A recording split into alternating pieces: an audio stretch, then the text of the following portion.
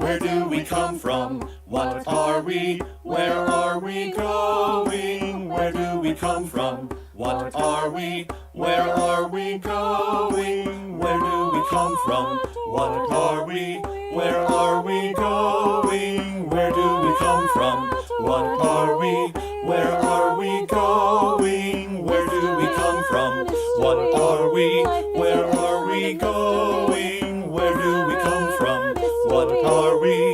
Where are we going? Where do we come from? What are we? Where are we going?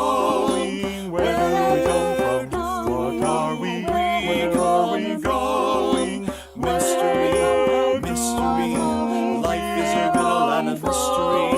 Mystery, mystery, life is a riddle and a mystery. Where do we come from? Where are we going? Where do we come from? Where are we going?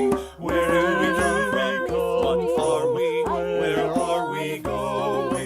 Where do we come from? What are we? Where are we going? Where do we come from? What are we? Where are we going? Where do we come from? What are we? Where are we going? Mystery, mystery, life is a riddle and a mystery. Mystery, mystery, life is a riddle and a mystery. Where do we come from? Where are we going? Where do we come from? Where are we going? Where do we come from? What are we? Where are we going? Where do we come from? What are we? Where are we going? Where do we come from? What are we? Where are we going? Where do we come from? What are we? Where are we going? Mystery, mystery, life is a riddle and a mystery. Mystery, mystery, life is a riddle and a mystery. Where do we come from? Life is a riddle and a mystery. Where do we come from? Where is a riddle and a mystery. Where do we come from? Where are we going? Where do we come from? Where are we going?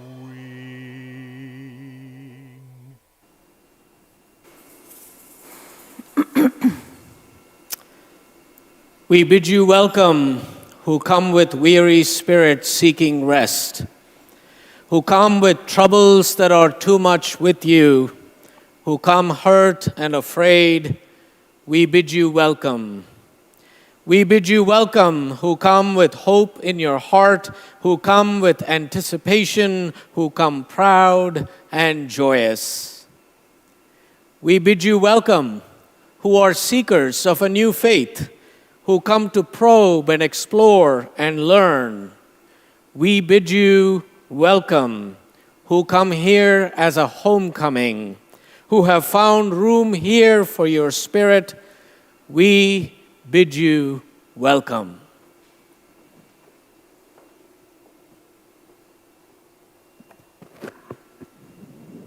Good morning.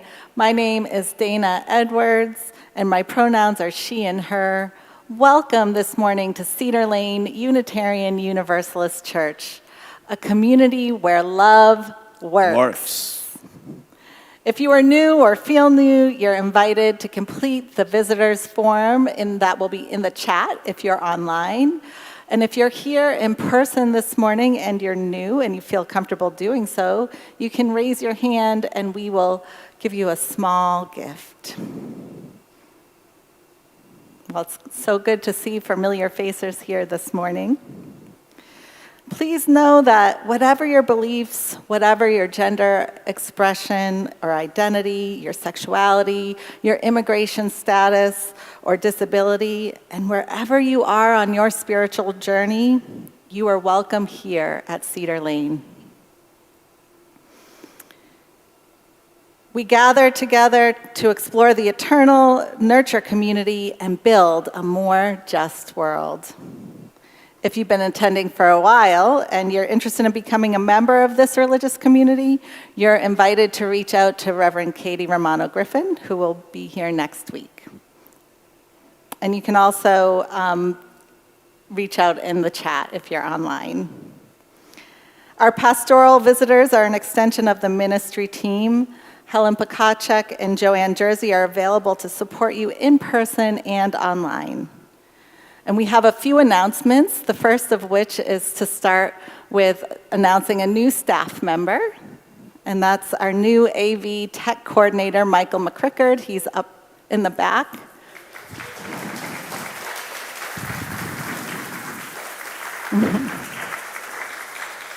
And those of you who are online can't see him, but he is working magic, I promise, and that's how you know that he's present.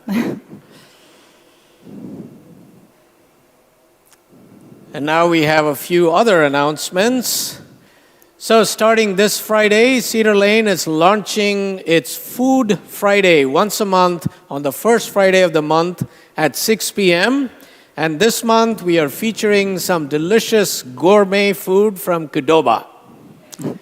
And you will love the menu, and it is priced reasonably at $10 per person, but we also have scholarships available. And I hope you will RSVP to be there this Friday. You can RSVP using the link that is on display in the flyer. And we have a slew of faith formation classes coming up this fall for adults. We have a spirituality and poetry class. We have a cultivating compassion class, and we also have a class exploring the theme for each month with the ministers. So if you're interested in any of those, I invite you to check out the e-news or to go on Facebook to register. And these are on Sunday mornings, right, Dana? Yes, these are all Sunday mornings, so there's childcare included. Wonderful. And this Saturday, October 2nd at 11 a.m., I will join renowned meditation teacher and peace activist Mohanji for a conversation on nonviolence as the only path to freedom to commemorate Mahatma Gandhi's birthday. This program will be broadcast live on our YouTube channel. And I wonder what you would do if you had 5,000 extra dollars. I invite you to support the Dare to Dream raffle, our new fall fundraiser. And a single ticket costs $25, but it will give you a chance to win $5,000. And we need everyone's help to spread the word beyond Cedar Lane so that we can reach our $25,000 fundraising goal. So start thinking about who you might want to invite to buy a raffle ticket.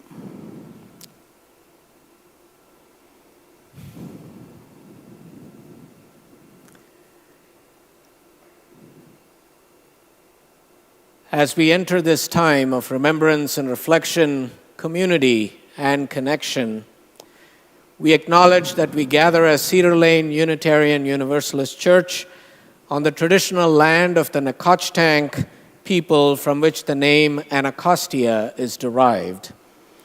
They were part of the Piscataway group of tribes. We honor that the indigenous people of this land were here before us, are here with us now, and be with us in the future.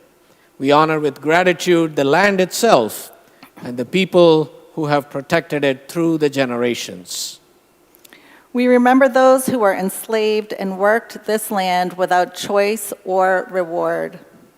We remember all who have gone before us, whose vision and labor helped create and sustain this religious community. In this spirit we gather. In this spirit we begin, and in this spirit we worship. Let us greet and welcome each other.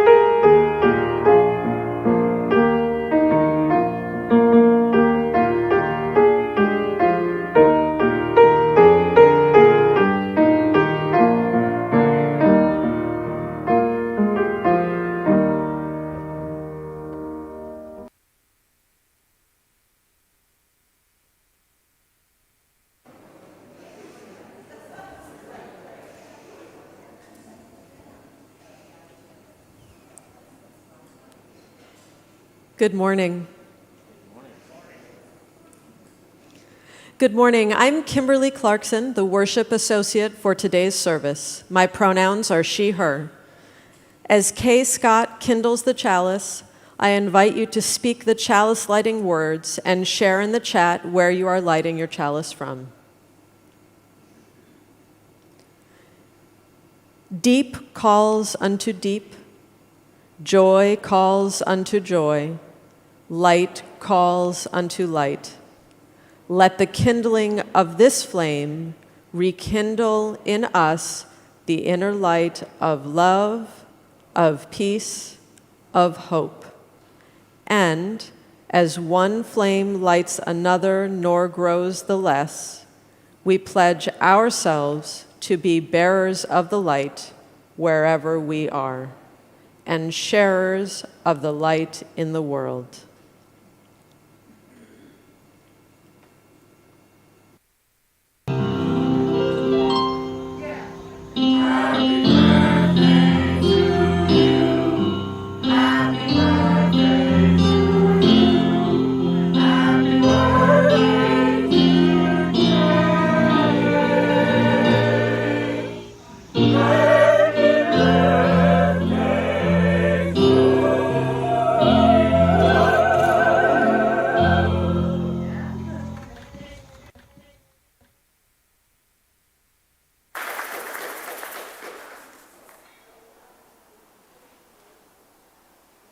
There are some cards for you.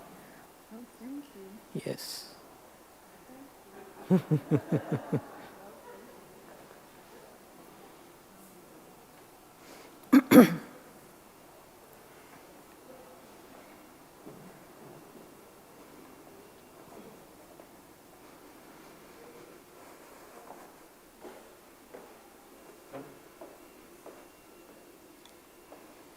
I got it.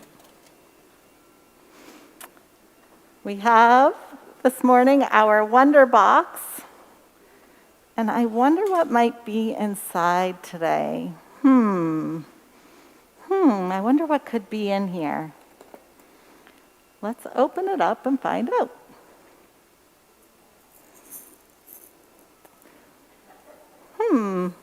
Does this look familiar to some people? A shaker. A shaker? What could a shaker be doing in the Wonder Box? And you know, it's kind of confusing because it makes noise. And I thought we were supposed to be quiet in church. Is that true? I wonder. It reminds me of a story. And this is a story from my personal life. And it seems like now, a very long time ago, in a land far, far away, when my first child was born, she was just a little tiny thing that you could, hold like any little infant. And we were new parents, and we decided, like many parents do, that we should go back to church. Yeah. And for us, both of us had connections to the Catholic Church. So we decided that we would get our little baby girl baptized, and we would take her to a Catholic church to do so. So we had a meeting with the priest, and the priest said, the best way to pass on your faith is to come to church every Sunday with your child. So we did. And for like the first 6 months, it was great because it was a way for us to get out of the house. It was something to do that we could count on every week to be there. And it was something we could do as a family. And so we sat in the back of the church, and we had our little baby just in case we needed to, step out with the baby or something. And I could, finally breathe and relax and listen to an adult for a little while, which was just priceless. And then my little one started to learn that if you go bah in church, in a Catholic church with excellent acoustics, it echoes through the whole church. Excuse me. Sorry, I just realized my mask was on. So it echoes through the whole church. So she would sit there in the back and she would go, ba, ba, ba, and see how loud she could get, right? Like most 7 and 8 month olds do. And she was so excited to learn this new skill. It wasn't exciting for us, though. We were mortified. So that happened like twice. And then we had a discussion. We were like, maybe we'll wait. Maybe we won't go back to church yet. Let's wait until she gets a little bit older and she can control her volume and, her noises. So we stopped going. And after about a month, the priest called us. And I was surprised, but happy to hear from him. And he said, I noticed you guys were coming and you stopped coming. What happened? And I told him, oh, well, our little one started getting really noisy. She's at that age, so we thought we would just wait until she got a little bit older and we would come back. And he said, no, please come back. And I was like, but I don't want to be rude to the other people. And he said, no, a noisy church is a healthy church. A noisy church is a healthy church. And those words stuck with me, even though we moved on and we went to a Unitarian Universalist church and the rest is history, as they say. Those words were faith-forming for me. And I bring those words to you today. So as we invite our middle schoolers and high schoolers to go to their class, I invite you to make a joyful noise in our church.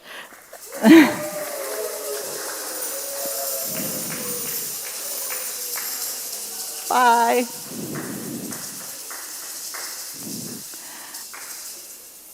And I wonder what it means for you to be in a church that invites all kinds of noises and all kinds of people into this space.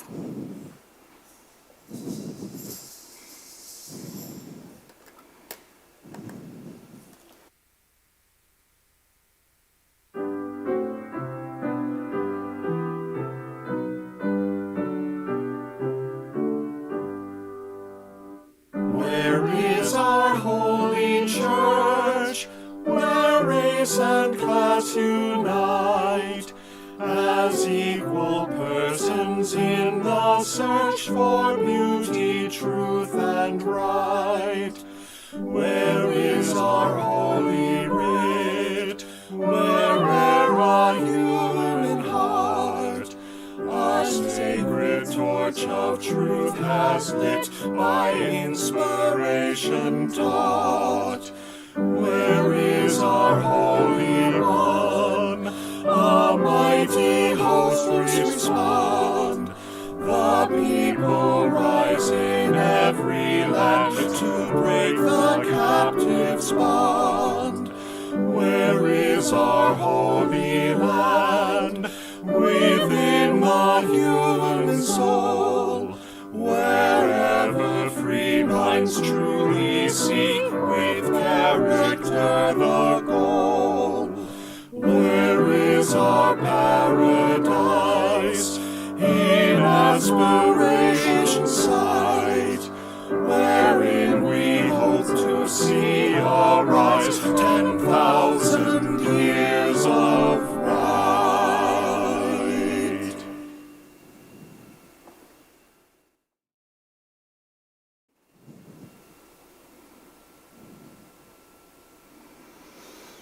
Each Sunday, we take up an offering to support the mission and ministry of Cedar Lane Unitarian Universalist Church.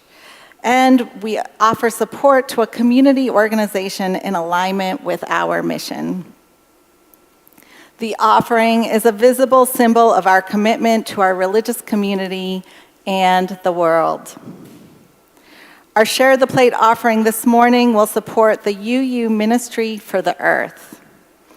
The vision and values of the UU Ministry for the Earth is one that we wholeheartedly support. The UUMFE seeks to create a world in which reverence, gratitude, and care for each other and for the living earth are central to people's lives. UUMFE's values are grounded in the 7 UU principles and the proposed 8th principle. And UUMFE's work is grounded in the framework of race and class-informed environmental justice, while striving to center the leadership and needs of frontline communities. You can give this morning by text, online giving, QR code, or PayPal, or by mailing a check to the church. You can also, if you're in person, share in the offering plate located in the back of the sanctuary. However you choose to give, we are so grateful for your generosity and support. Now, a few words from my colleagues at the UU Ministry for the Earth.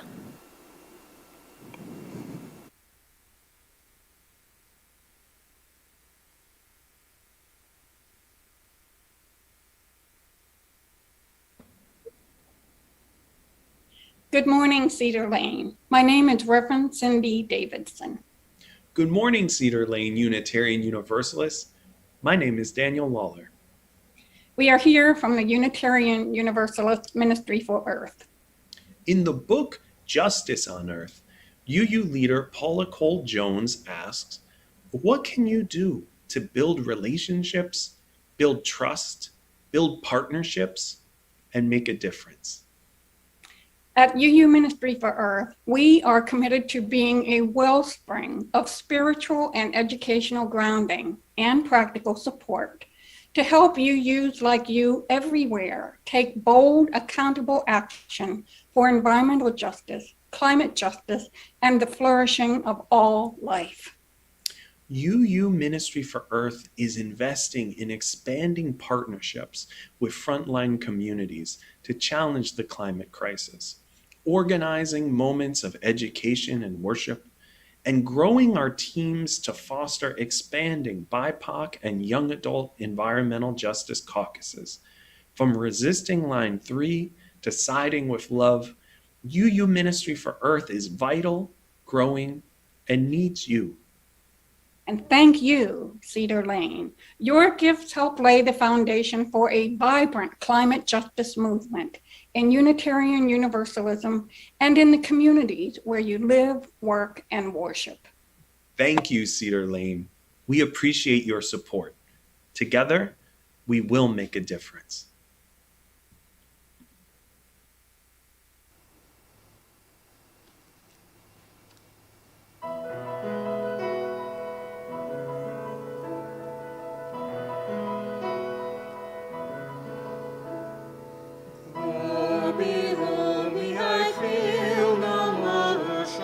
Standing on these mountains and plains, far away from the rolling ocean, still my dry land heart can say, I've been sailing all my life now, never harbor or port have I known, the wide universe is the ocean I travel. And the earth is my blue boat home.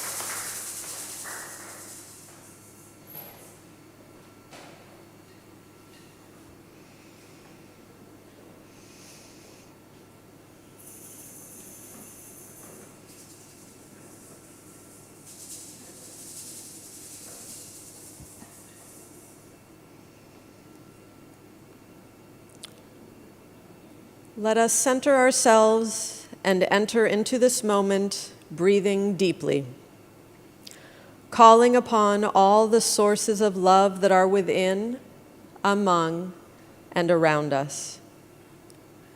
We gather in this sanctuary of caring across time and space, a place set aside as a sanctuary amid the many challenges of life, a center from which we may gather strength to face these challenges with courage and hope, faith and love. In this time of reflection, we lift up those in our community and beyond who are living through significant passages, the small and extraordinary milestones of life. Within our Cedar Lane community, we celebrate with Kay Scott, who turns 104 this week.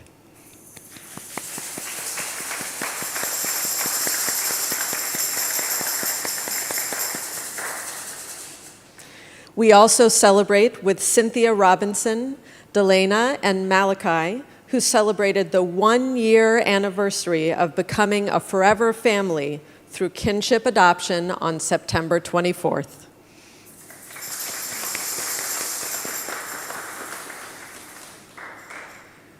We grieve with Raj and Sharmi Mehta, who are mourning the loss of Raj's cousin, Sureka, and her husband, Rajini, who died from complications of COVID in Greensboro, North Carolina, and hold Raj in our hearts as he supports his family navigating this time of grief from across great distances.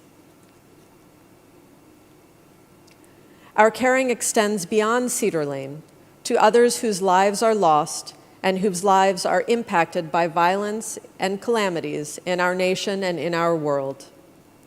We remember the more than 676,000 people who have died from COVID-19 in the US and their loved ones. Our hearts are broken by the shocking and inhumane treatment of Haitian refugees seeking refuge at the border at the hands of Border Patrol agents. We call upon the administration to immediately stop the deportation and pursue humanitarian efforts for Haitian immigrants.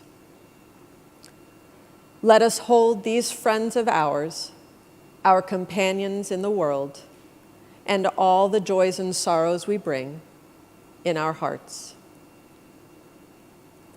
In the silence of these moments, those who are mourning a loss or marking the anniversary of a loss of a loved one are invited to rise in body and or spirit or share their names in the chat.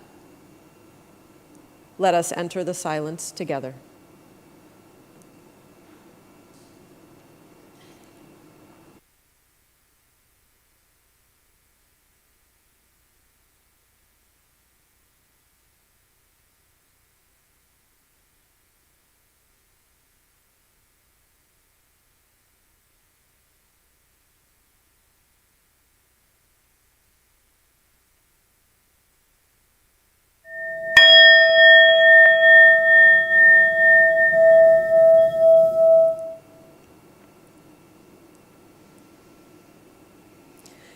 If you had asked me in high school to what communities I thought I would belong in adulthood, whose I would be, I likely would have thought primarily of family.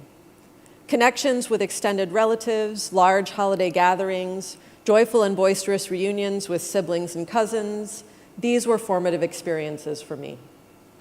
Family was a huge part of everything.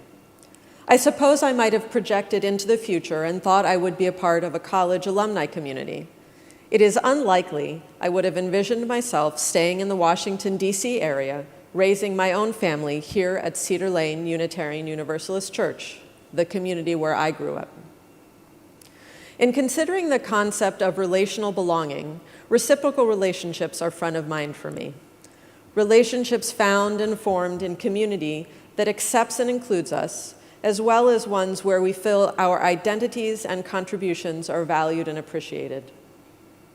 As a sixth grader exploring my own personal beliefs, as a high schooler volunteering in children's religious education classes, as a young adult mentoring high school students and forming lifelong friendships, and now as a parent watching my own children embark on their faith formation journey, Cedar Lane has been this type of a community for me throughout my life.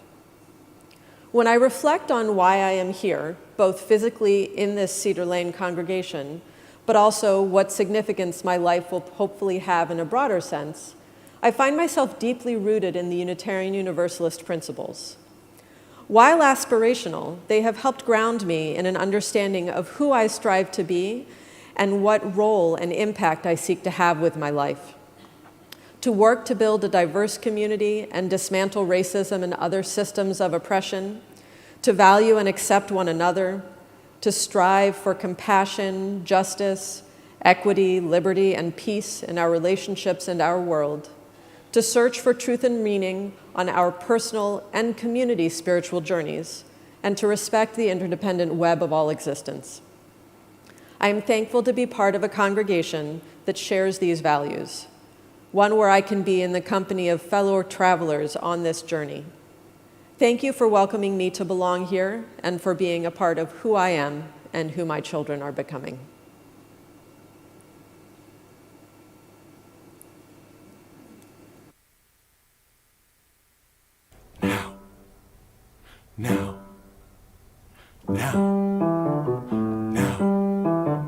Now, let us, now let us, now let us, now let us sing till the power of the Lord comes down. Now let us sing till the power of the Lord comes down. Lift up your voice, be not afraid to sing till the power of the Lord comes down.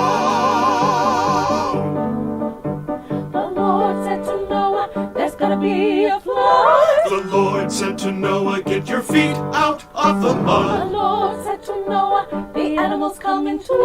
The Lord said to Noah, you can see them lining up 2 by 2, 2 by 2, 2 by 2, and they will sing till the power of the Lord comes down. And they will sing till the power of the Lord comes down. They lift their voices, they're not afraid to sing till the power of the Lord comes down.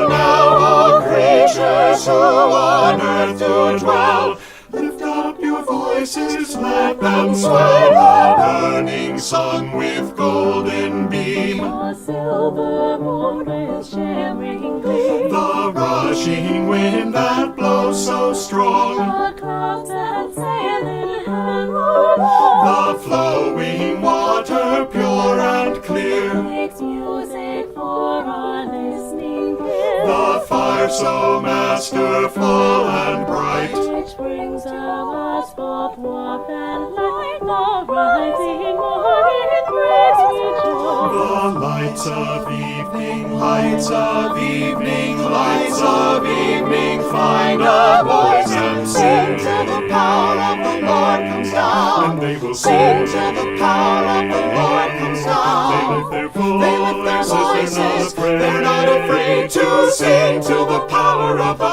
Lord comes down. Now let us, now let us, now let us, now let us, now let us, now let us, now let us, now let us.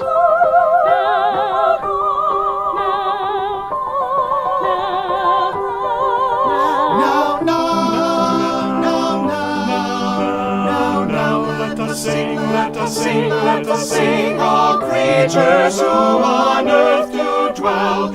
Lift up your voices, let them swell, and all revoke of tender heart. With loving kindness, Loving kindness, take our part and sing till the power of the Lord comes down. Sing till the power of the Lord comes down. We lift our voices, we're not afraid to sing till the power, sing till the power, sing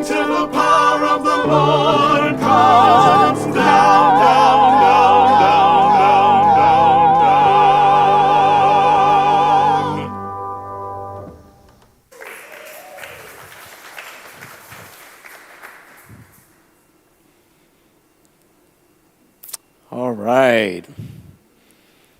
Thank you, Cedar Lane Quartet, for that powerful, powerful anthem and for your music ministry today. Thank you. In the Hebrew scripture, in 1 Kings chapter 19, 11 to 13, the angel of God said to Elijah, "Go forth and stand upon the mountain before God, for God is about to pass by." Now there was a great wind, so strong that it was splitting mountains and breaking rocks into pieces before God. But God was not in the wind. And there was, other than the wind, an earthquake. But God was not in the earthquake. And after the earthquake, a fire. But God was not in the fire. And after the fire, a still small voice. When Elijah heard it, he wrapped his face in his mantle and went out and stood outside the cave. Then there came a voice to him that said, "What are you doing here, Elijah? What are you doing here? What are you doing here?" It's a simple and difficult question. What are you doing here? At home, at work, in the world? What are you doing here at Cedar Lane? What brought you here? What brings you here week after week, year after year? And some of you, day after day. What are you doing here? Over the years, I've heard many answers to this question. One dependable one is, I came here for my children, but I stayed for myself. Another one is, I was tired of being religiously abused by some narrow creed that didn't speak to me anymore. I came out, and it didn't make sense to be part of a church that rejects gay people or trans people. I hadn't been to church in years, but I went through a major illness or the loss of a loved one or the loss of a relationship, and I came here looking for a way to heal. I came here because I wanted to be reminded that I am part of a life that is much, much larger than me. I came here to be in a church that calls people into a different way of being in the world. What are you doing here? The Reverend A. Powell Davies, who provided a prophetic ministry at All Souls, D.C. in the 1950s, wrote, "I come to church and would whether I was the preacher or not, because I fall below my own standards and need to be constantly brought back to them. I need to be reminded that there are things I must do in the world, unselfish things, things undertaken at the level of idealism. I want to experience human nature at its best and be reminded of its highest possibilities, and this happens to me at church. I come to church too," he continues, "to be refreshed and comforted, not in a cheap or easy way, far from it, but by feeling once again that in the mystery of human life, with all its perils, pains, and fears, something answers the cry in our hearts. Something answers the cry in our hearts. What are you doing here?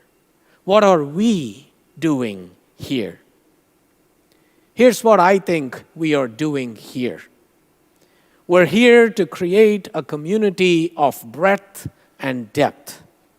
To quote the Reverend John Wolfe, a church a religious community is a community of those who have passed through the valley of the shadow of death and have not been lost in that valley.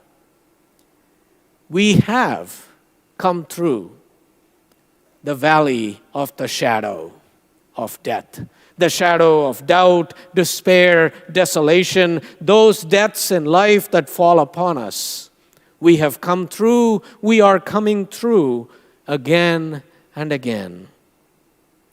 And we do celebrate here again and again our celebrations, our festivals of delight that we are still alive or alive again, or that we have survived or surviving even with our grief to greet the dawn once more. What are we doing here?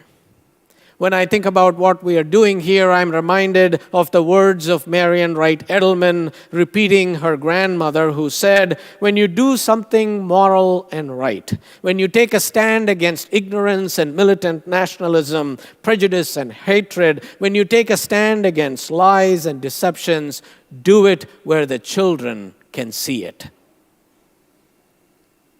What are we doing here? When I think about what we're doing here, I hear Bernice Johnson Reagan, the founder of Sweet Honey in the Rock, singing a different version of This Little Light of Mine. Gonna let my little light shine, shine, shine. Gonna let my little light shine, shine, shine. Someone down in the valley trying to get home. Somebody trying to get home. I'm not going to try and sing that one. Gonna let my little light shine means that it is not just about us. It means that I'm not going to be so caught up in my own needs, so much that I forget to tend to the needs of the world. It means to the life that I have, I will offer it to our collective liberation. Gonna let my little light shine because somebody needs a sign. Somebody is trying to get home, trying to get over, trying to get out of trouble. Gonna let my little light shine means daring to embody beloved community. What do we mean when we say this, daring to embody beloved community? What is a beloved community? A beloved community, writes Reverend Deborah Holder, is honored and lived into when we make a covenant together and live that covenant faithfully and joyfully. When we participate with each other through experiences of loss, longing, pain, joy, and wonder. When we share the truth about our lives and know that our truth is heard and understood. When we receive each person as a gift from Spirit and make a place for them. When we give expression to our feelings and gratefully receive others' expression of theirs.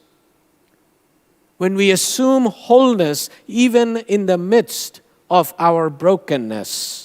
And when we carefully work through knots of confusion and disagreement in order to learn what we can never know or do alone. So what are we doing here? When I think about what we're doing here, I see us discerning what it means to embody the 8th principle which our congregation adopted last June. The 8th principle which affirms and promotes a commitment to journey toward wholeness as an anti-racist and anti-oppressive religious community.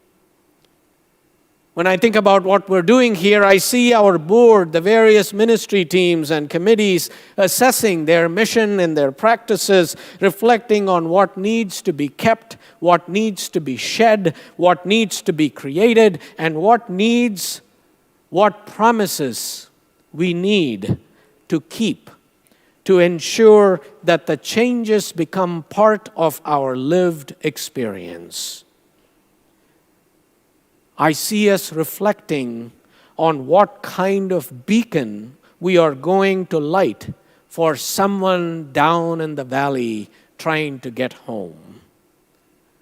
I see us asking ourselves, should we explore our history and learn more about the first inhabitants of this land and those who were forced to work this land without reward or choice? And perhaps ask what restitution is owed. I see us asking ourselves, should we reimagine our worship from its Protestant hymn sandwich form? You know, music, words, music, long sermon, music. And instead create a worship form that is more in alignment with our pluralistic theology. Should we be looking at our property and our buildings in this new reality? Should we be taking a deeper look at accessibility and making our spaces more accessible, providing signing at our services? Should we be more intentional about how we do multi-platform ministry in person and online to a community that now extends beyond our space, our neighborhood, our county, our nation, and the world? Should we reimagine religious education to develop a ministry of faith formation and spiritual development for children and families, especially multiracial and multi-faith families, beyond the classroom and the curriculum? I see us asking ourselves, should we ask ourselves what it means to practice hospitality of the heart and hand that goes beyond being friendly with one another and actually loving the stranger, the immigrant, the refugee, the asylee? Should we be finding ways to be more present to the growing influence of white supremacy on our politics, our institutions, and our communities, especially issues like voter suppression, threat to reproductive freedom, and economic inequity? Should we be engaging more deeply with the climate crisis and its growing impact, both existential and real? Engaging more deeply with how we balance our individual needs with the overwhelming needs of the planet? Should we be figuring out ways to do this work more in partnership with our sibling congregations and faith communities, both current and new potential partners? Now, some of these questions we've been asking ourselves for some time, and some of these we haven't considered before. But I believe this is a good time as we return to our buildings and gather in person and continue online to be asking these questions, engaging with them, finding provisional answers, and living into those answers. Because that, my friends, is the nature of what it means to be religious. Engaging more deeply with who we are, whose we are, what we do, and who we are seeking to become.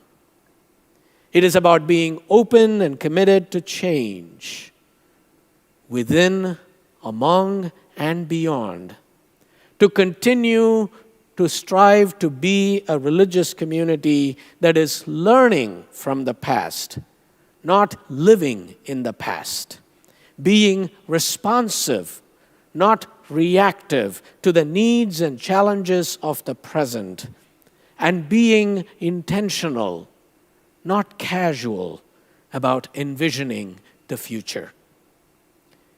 It is continually reshaping our religious community that we have inherited so that we can face up to the new challenges and opportunities that lie ahead, to build a new religious community, reaching out for a vision that lies just beyond our grasp, but with hard, dedicated work can be lived into being.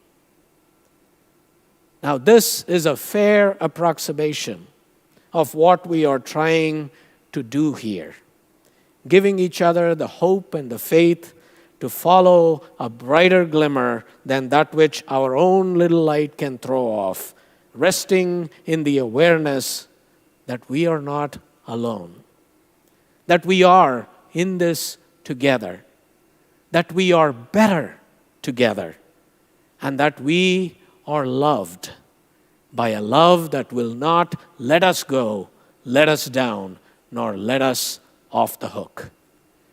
Amen, amen, and amen.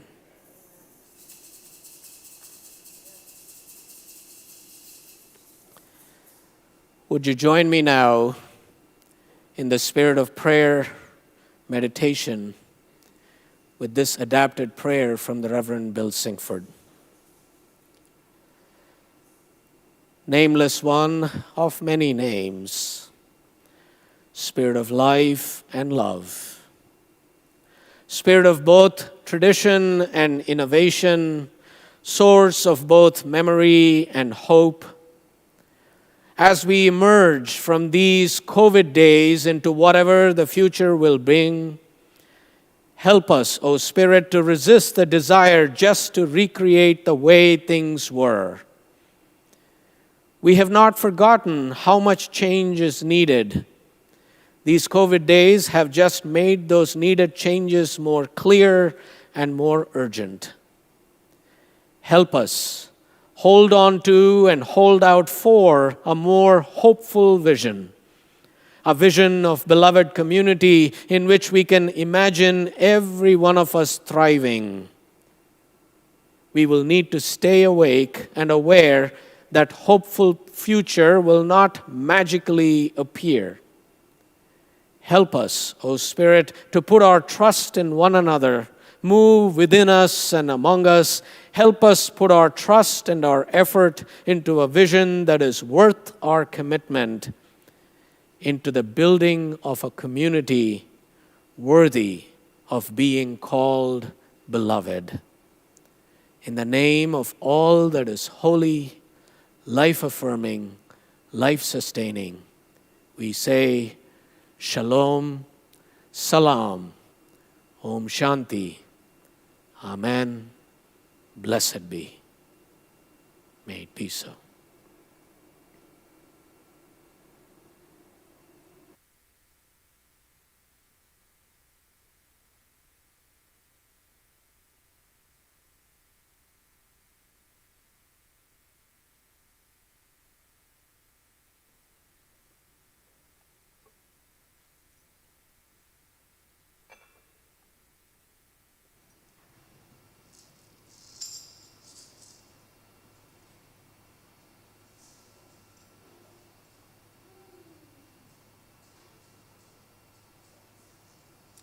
Well, everyone, we hope you're ready to make some music with us. As you're able, please rise. Let your spirit and body make music through song with the shakers and the hands that you have. We encourage you to look at us, not the monitors, because there is a slight delay. We'll be your rhythm. So join us.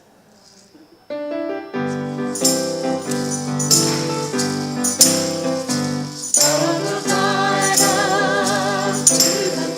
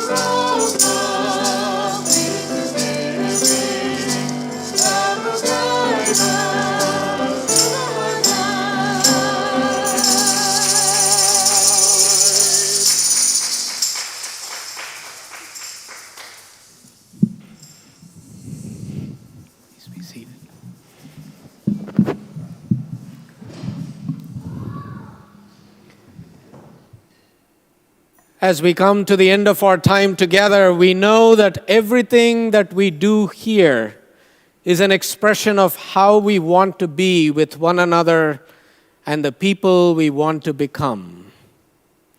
Now, you can find out more about how we go about doing all that in our weekly e-news.